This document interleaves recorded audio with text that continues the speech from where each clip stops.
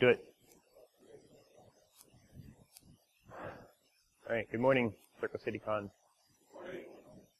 Glad you guys made it to the first talk of Sunday. That's always the tough one. So appreciate that. This is a talk about automating malicious JavaScript deobfuscation.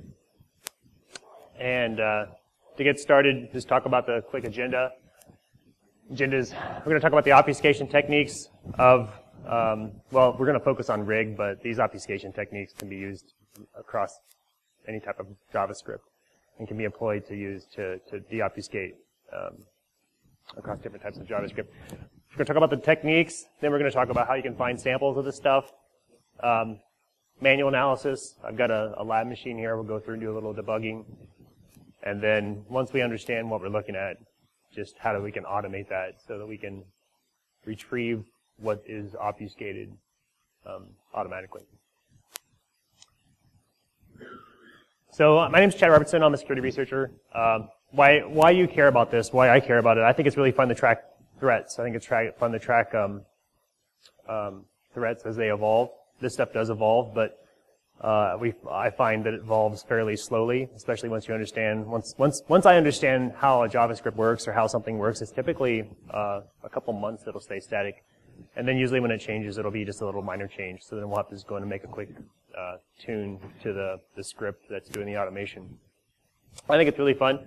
So I guess there's two main components of what can be gained from automating JavaScript deobfuscation, and that's adversary intel.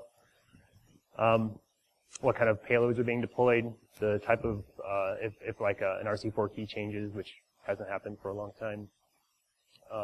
So intel, and then also indicator discovery. So if we can find what the domains are, URLs, then we can resolve those IPs. We can use those in our SIMs or whatever. Or we can figure out what payload's being delivered. If we're talking about exploit kits, but obviously there's lots of other ways to employ obfuscation. Anyway, we'll focus on exploit kits for this. So starting with obfuscation techniques. There's a few of them. These are the ones that, I mean, there's tons of them, right? You can do anything you want to, but these are some of the ones that we're going to be looking at here. I'm going to be looking at this presentation, so I just wanted to highlight these. It's the word boundaries, minification, like minimizing code is like scrunching things together, and that's what beautifiers do. They kind of explode that out to make it look easier, make it easier to read. Adding spaces, white space, new line characters, those kind of things into strings and into JavaScript to make it more difficult to see, analyze. Putting comments in, it just makes it more difficult to understand what the code is doing. Random variable names, so that's just a string, but and we'll see in just a second that you can use random variable names alongside of system function rewriting. And this is I think this is you may know what that's actually changing, what that variable is going to be equal to. Sub str. So it's just taking. I'm sorry. Is it fuzzy? It's just taking the string s and then hex 75 and then bs and concatenating that to tr, which is substr, and then it's making that variable equal to that. And then it uses that later in the code instead of using a subscript. And then integer obfuscation, instead of 255 or like base 64. Those kind of numbers that you do the math in the background are easy to identify, and like you can look at it and be like, well, that's base 64. So if you just do integer math, it makes it harder to see that. The XOR encoding, all different kinds, like base 64 we already talked about. Unicode, changing characters in Unicode, flipping things to hex, XOR, whatever, that's just XOR. It's just a random string. It's a HTML document that I XORed with deadbeef rotating key. So that's what that looks like. And then ASCII non-printable. So the script that we're going to be looking at in this presentation is the rig landing page, is current rig, and that's the data chunk, the data blob, and it's got all kinds of junk in it that has to be cleaned out. And you can see the ASCII non-printable, the A or 9D, over and over and over again. So that's it just makes it more difficult to understand what that data blob's doing. And then in the JavaScript, it's removed with the split function, which we can just duplicate in Python code. Okay, so finding samples. Where do you find this stuff? BT's a really great source, obviously. Pastebin and other websites, but we'll talk about the different websites you can get this from in a minute. Focus on BT for first. UR rules is writing a hunting rule. If you have access to BT intelligence. This, I think I retrieved 116 different rig pages from this. And this was a slight modification. They changed the way the split function was in the code, so I had to change it a little bit. But just running that, once you identify what it looks like by going to malware traffic analysis or whatever website that has these samples, write a regular expression to identify it, throw it in a UR rule, throw it up on BT, and hunt with it, find other examples, or once your UR rule stops detecting, then knowing that you have to change it, figuring out what changed, updating the regular expression, and then continuing the track. Another place is like Pastebin. So stop here for just a second. Finding compromised sites is really interesting. So you find sites that are compromised. Somebody's posted a bunch of compromised sites on Pastebin. Taking this list, feeding it into a sandbox, setting up a sandbox to churn these out, with some routine, running them on different browsers or from different IPs and VPN IPs to try to retrieve whatever is being hosted on these random sites, on these compromised sites, and then trying to shove that into the decoder, the automated decoder, to figure out what you get. Building that infrastructure is, Cuckoo is free, and this stuff is out there everywhere, not only on Pastebin, where people will post a bunch of compromised sites, but malware traffic analysis, Scumware, and a bunch of other ones. Just finding compromised sites, putting them in a list, pulling that stuff down, finding the things that don't look right, and then shoving them through a list of decoders and accumulating indicators.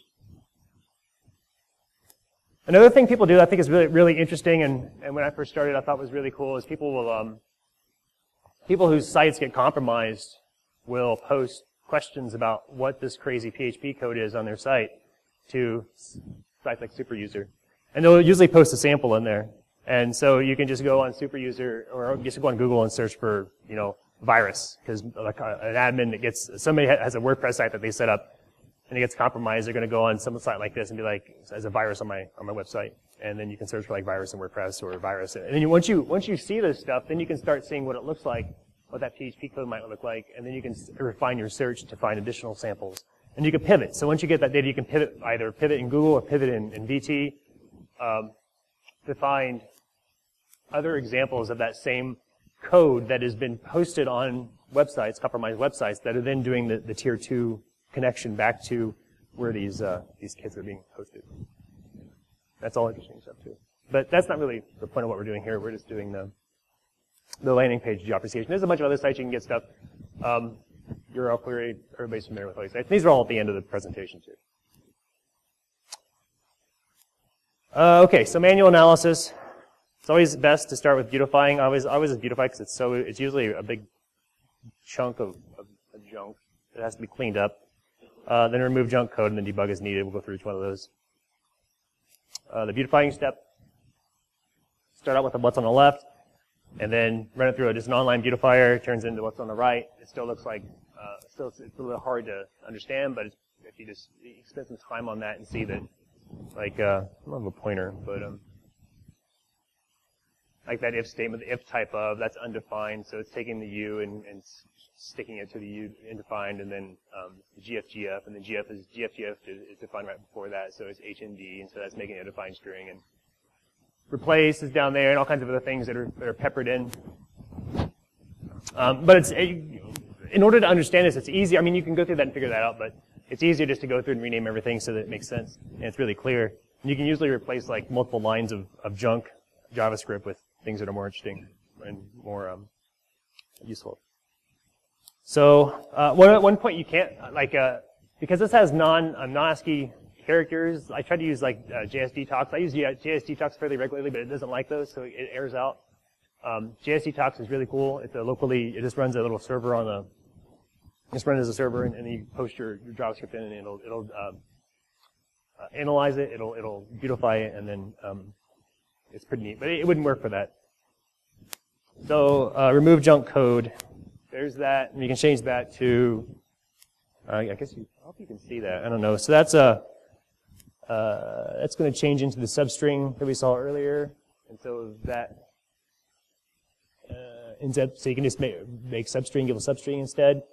And then you see a for loop there, so the for loop has a bunch of random variable names and the replace REP plus LACE, and then a bunch of other junk, so you can change all that into things that are easier to read. So anyway, so this is the substring. The substring is changed to substring. This is another, this is changing into, this is eval. Okay, so this is changing ET-RTA into the string eval, so then you can use the eval later on. It's evaling accumulator 1. But you can clean that up just to say eval, right? And then, so that just takes this big pile of junk data, junk code, and it cleans it up to look like that, which is much easier to read, and it makes a lot more sense. So the landing page that we're going to look at in this presentation has 3 loops and 6 chunks of data that are accumulated and that run through 3 distinct loop functions. And so we'll look at the first one, and then we'll look at a little bit of the second and the third. We won't debug through the second and the third, but we'll look at the first one mainly. But that's what it looks like after you clean it up a little bit. It makes it much easier to read. Let's see. So then, to do a manual analysis, replace the eval with a console log. Console log just prints it to the log, so it's much easier to see, or you can see it. What's this? This is the 3 loops for the landing page. This is the second loop. So it looks very similar, and you can clean it up the same way. This is the second loop, and then that's cleaned up version of the second loop. This is interesting. This is I don't think anybody can see that, but does anybody recognize by looking at that real quick what that's doing? I looked at that and I was like, what is that? And like the first time I saw it, but after you see it a few times, it's just this is base 64. But so that's really easy to replace, to replace in Python. And so this is what we end up with at the very end. So you have there's the key, and that's an RC, I think it's an RC4 key, yeah, and then the URL. And so we'll get to that in the manual analysis piece and debug through and see that. And then this is the final loop, and it's the one that's responsible for the flash file, and so that you can see flash strings after you get through that debugging. All right, so demo. I was a little weird switching videos, so we'll see how this works.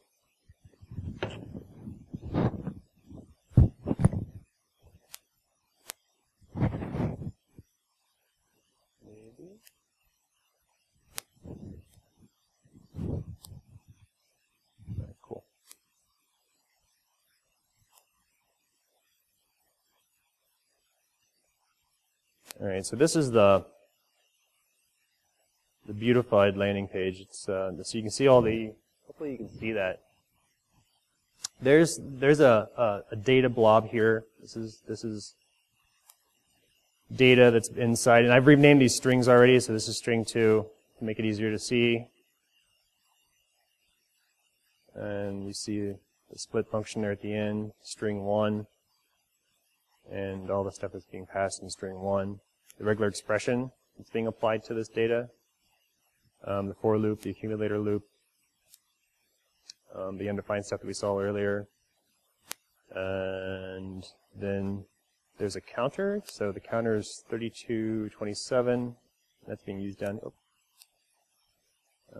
And we'll step through this and look at it. And then we'll log it to the console log. So let's pop in the IE. Run this, maybe. There we go.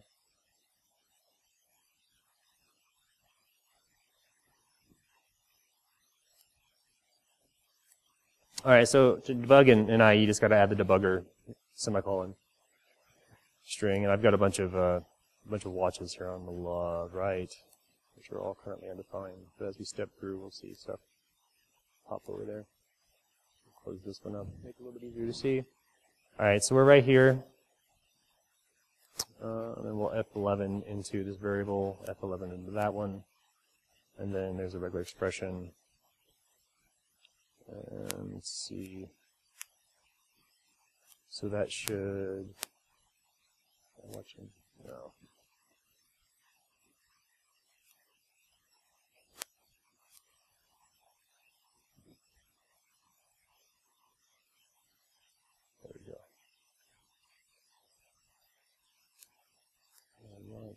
F11. Alright, so that populated there. And then should be able to just put a breakpoint. Okay, there's already a breakpoint on the console. So basically we're going to step through here. It's going to do all that, and then it's going to break on the console.log. So let's just play this. Alright, and then we should look in the console, and then do a bunch of errors. And then once we step past that, I'll write that too. Alright, console log. Alright, so there's the output of the first loop. And it's just, so that's the first layer. We've peeled back one layer of obfuscation, and now we've gotten to the second layer of obfuscation, which looks like this.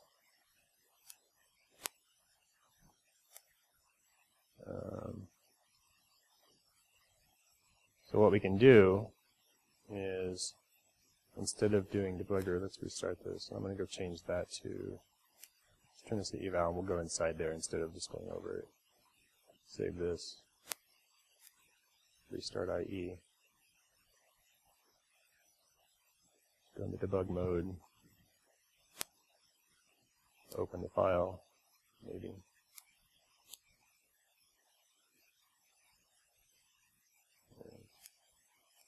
Working, open. Okay. And then go down to where we were, where we care, and then there's our new file. There's a.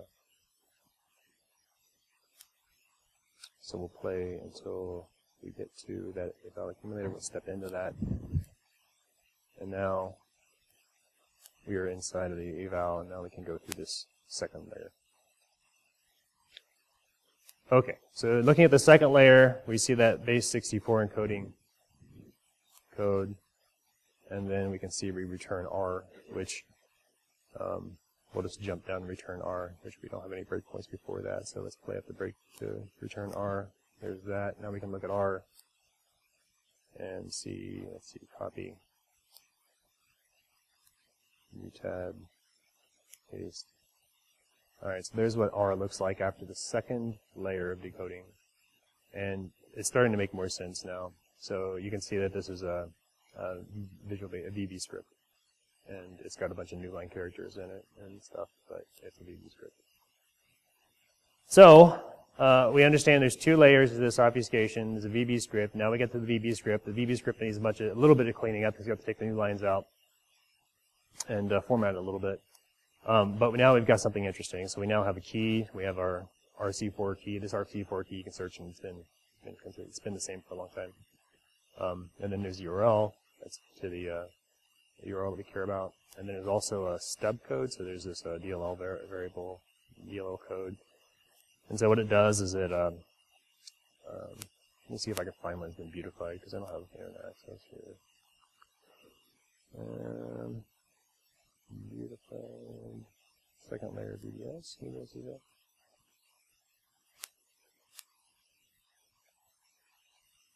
Yeah, okay. So this is it's pulling down, it's basically taking this, the text from this, and it's concatenating it with this header, which is, it's concatenating it with this header, and then it's making the payload. And so we can look at that. This thing has frozen twice since I've been standing here, and it hasn't frozen for a long time. But it made it through that far, so that's good. Anyway, so that's the header. It takes the header, it downloads the URL, and then it sticks them together, and then that's a payload. And then you can track payload by doing that. All right, so we got that far. Let's switch back over to. We've really got everything we need. So we understand how to deobfuscate layer 1. We understand how to deobfuscate layer 2. We understand what we want. We have a URL variable that is interesting. We have a DLL code variable that's interesting. And we understand how those layers are obfuscated, so we can just pull those out. So switching back over here.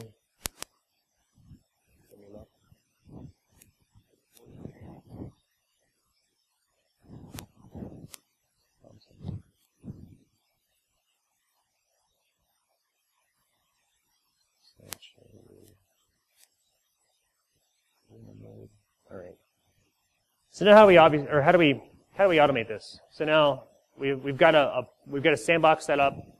We're pulling all these down from compromised sites. We know how they work. We've beautified it. We've understood the code. Well, I mean, data into obfuscation routine equals obfuscated code. Data into deobfuscation routine equals deobfuscated code. So how do we do that? We step through each piece and deobfuscate it.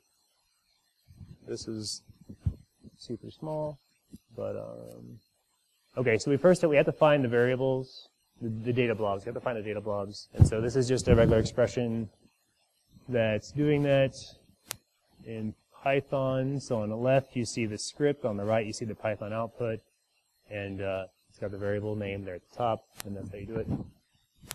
Next down is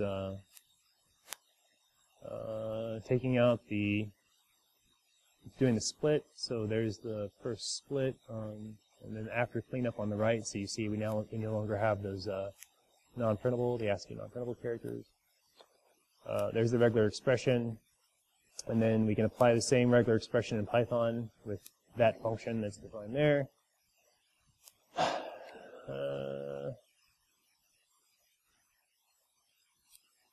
Automation for loop. So there's the for loop in the code, and we can do the same thing in Python with those two loops. Base 64 is super easy. So that's how we do it in base 64. Decode that, and then that's it. So let's look at this code. Hop out of here.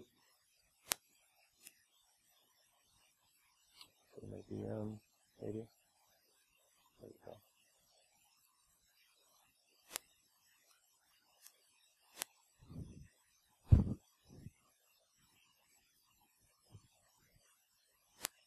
Give me just a second.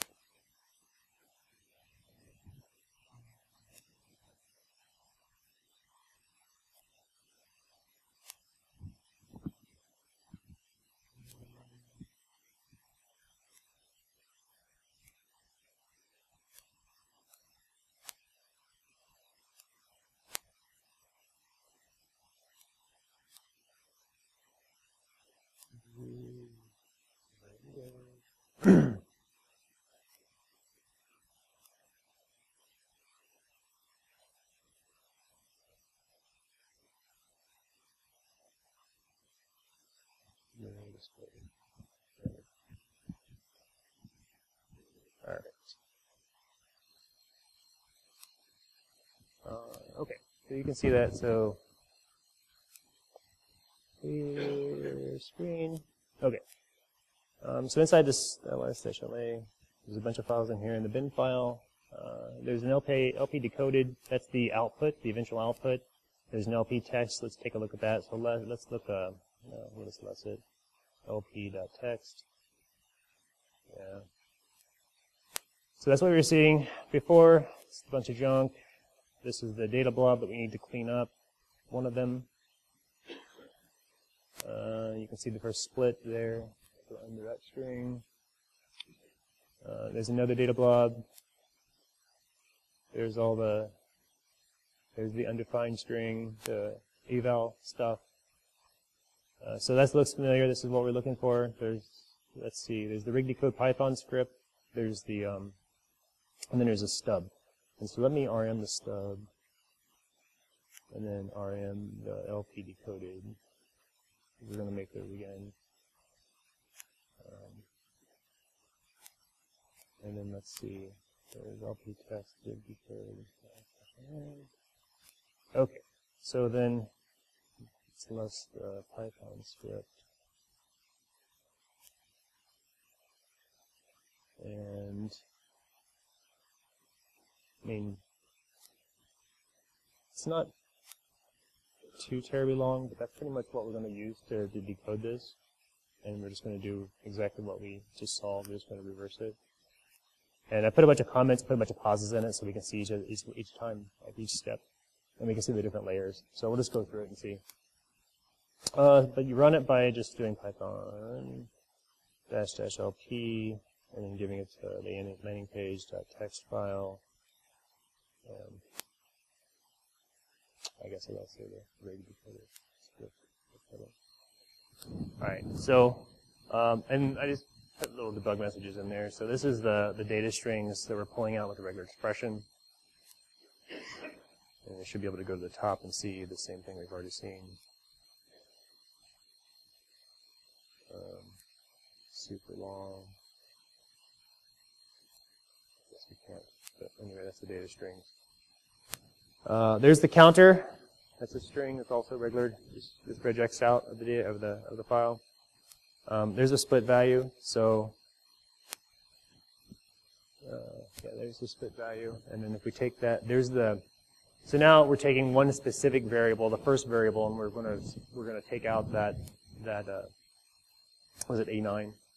We're gonna take that out of the string, and then so there's the cleaned up first data blob. We haven't done anything with it except remove the non-printables, and it's starting to look a little bit more sane. Let's see. The regular expression also needs to be cleaned up a little bit. So this is before the regular expression cleanup, and then after the regular expression cleanup, and I think we apply that. Yeah. So we apply that regular expression to the data, and then now we're ready to do the layer 2 deobfuscation, which is just the base 64 layer. And so you throw that base 64, decode that, and then you get the VB script. That's right there. Go to the top here. And it's just pretty clean and easy to figure out what this is doing. There's various DOM stuff in there. There's the URL, there's the key, what we're looking for, and then there's the DLP code array. This script also takes that out and builds the stub out of the DLP code variable so that you can then use that URL and that stub to build the payload. And so that should now be in the /LA. That should now be in this folder, which it is. So xxd stub plus. There's our standard PE file. And so we see the PE header, the resource sections, and there's a few function names, I think, in here. Yeah. Create event stuff. And I looked at this. You can look at this on VT, and I think somebody called it server and some other stuff. Let me see. But, I mean, that's just the stub. It's not.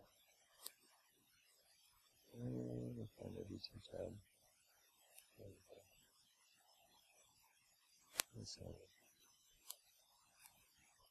Anyway, you can MD5. You can do an MD5 of this and search for it. Somebody's already done this and uploaded it. MD5 sum. MD5 sum.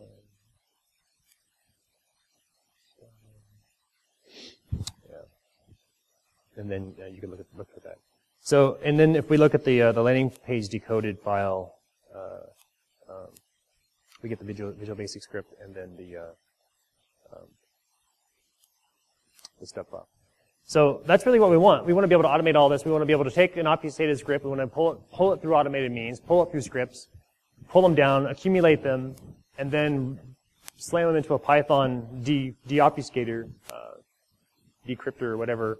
Depending on, I mean, if you're going to do the payload decryption, you would have to apply the key. It's a RC4 key, so you have to take that key and apply it and decrypt the payloads being downloaded from the URL and then the build payload.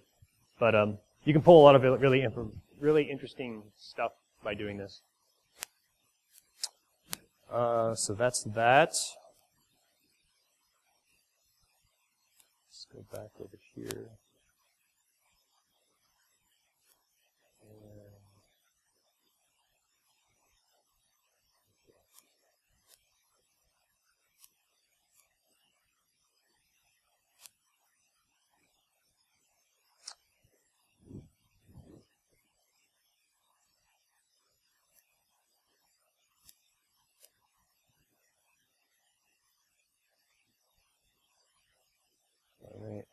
I think I went really fast, but that's really it.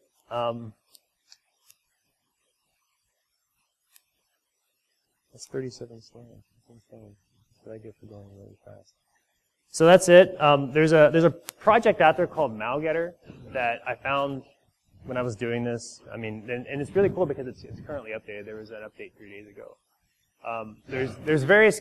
So there's threads. There's a campaign. There's a rig thread. There's a rig campaign, and inside that campaign there's various threads. There's like I don't even remember the decimal IP, Goodman, EI test. Those different threads that are inside of that are operating in rig right now.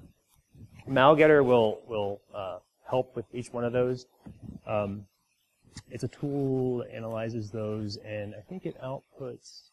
It's kind of hard to see on this one, but I just found it before I came in. I thought it was really cool. So go check that out. There's also, and it's by the NAOSEC person. That person, there was an RSA shadow something that was posted recently that talked about rig and talked about the different campaigns, the different threads that are going on in rig. That mentions this guy. And so, anyway, that's really cool. Check that out. And then that paste bin that I posted earlier with the compromised sites, that's there. Tab the Hermit has a rig decoder. I don't know that it works. I tried to use it on the landing page that I had. It didn't work, and obviously they change every once in a while. I'm not sure how often his has changed. His is updated, but there's a rig decoder that he has.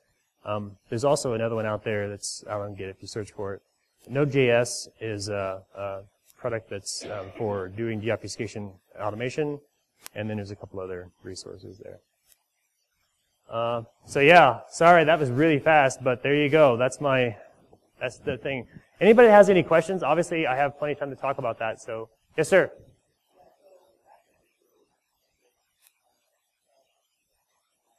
Yeah.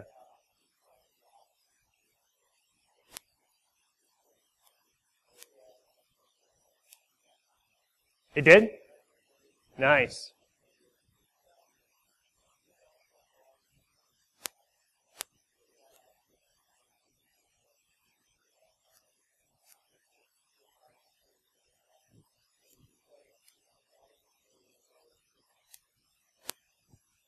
I love JS Detox.